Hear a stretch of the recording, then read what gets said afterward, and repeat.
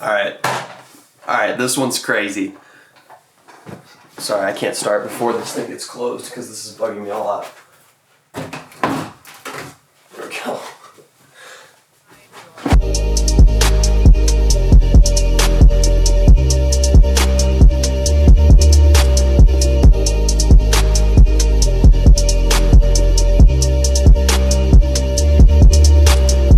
So we had this crazy storm last night, right?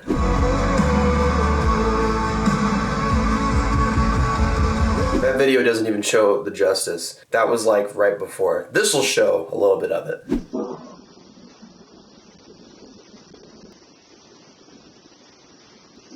So as you can see a little bit, I guess, it was pouring rain and it was just insane. And so it knocked out a lot of people's power, and it was so bad that we actually have a new house guest for now. What are you doing? I would say about like last year, this was the same energy. And now we're back. At least for a couple days. It's literally the duo, man. I thought I'd share the current situation. So I'm about to leave for work because it's almost that time. And she is not having it. She's giving me this look. Look at that guilt look. Daisy, you give me the look at the tail. You giving me the look, honey? You trying to keep me conned into staying home? Cause it's not gonna work, sweetie. Oh my gosh, I love this dog. Bye, honey. Ladies and gentlemen, I will pick up this vlog in a second.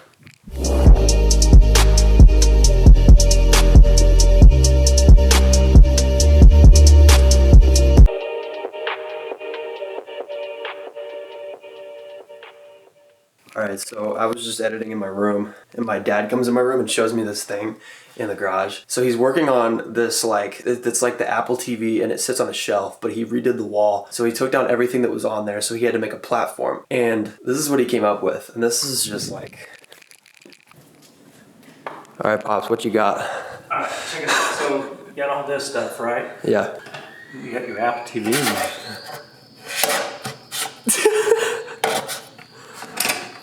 And the best part, no dust. I think you're a genius. So, in the motive of everything you work for, you're working for something whether you like it or not. You're either working for yourself or something other than yourself. It's basically either you, God, or other people. And I find it fascinating that in the New Testament of the Bible, it talks a lot about working in vain. Like 1 Corinthians 15:14 is pretty hardcore. It says, "And if Christ has not been raised, then our preaching is in vain and your faith is in vain." Which is pretty heavy, because if your faith in Christ is just in vain, that's terrifying. Now, the whole point of life is obviously to live in a relationship with God, because God created all of us, and that's the whole point of existence, or else existence just wouldn't have a purpose. And that's what Psalms 127:1 says, and it says, "Unless the Lord builds the house, those who build it labor in vain. Unless the Lord watches over the city, the watchman stays awake in vain." So this is you, this is the separate source, and there's these two strands going back and forth between those, right? One of them of which is you giving to God, and then there's one of God giving to you.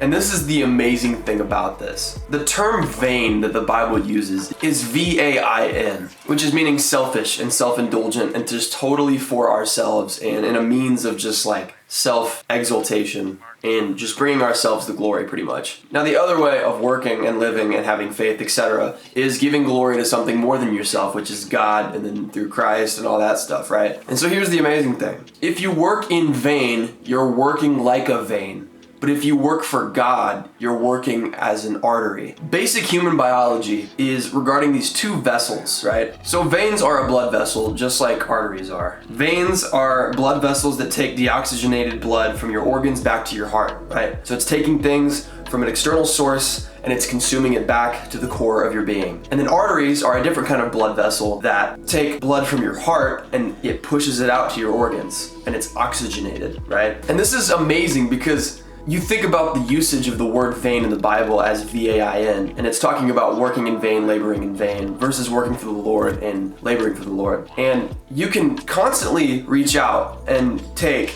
and take and take and take like veins do, right? Because it's consuming things and it's bringing it back to the heart. So it's plucking from things and just consuming, which is not bad because it can be good for your health. I mean, otherwise you'd be dead. But then there's arteries, which is the opposite, which is taking some and it's just distributing it back out and giving it to where it belongs. So putting it in places in your body. And so it is with your soul. If you just take from the world, you'll be left empty-handed, as ironic as that is. I always got confused when Jesus would say things like, if someone wants to find their life, they have to lose it for my sake. And if you try to find it yourself, you're gonna lose it. And I've realized the more that life has gone on, that it's better to give your life than it is to live it. Without self-sacrifice, is it really life at all? Like, you're not actually giving anything, you're just consuming. And the more you consume and consume and consume, it ironically leaves you most empty. This is the beautiful thing, right? So the heart of human existence, which is Jesus, because he at the core is God in flesh, so God in man.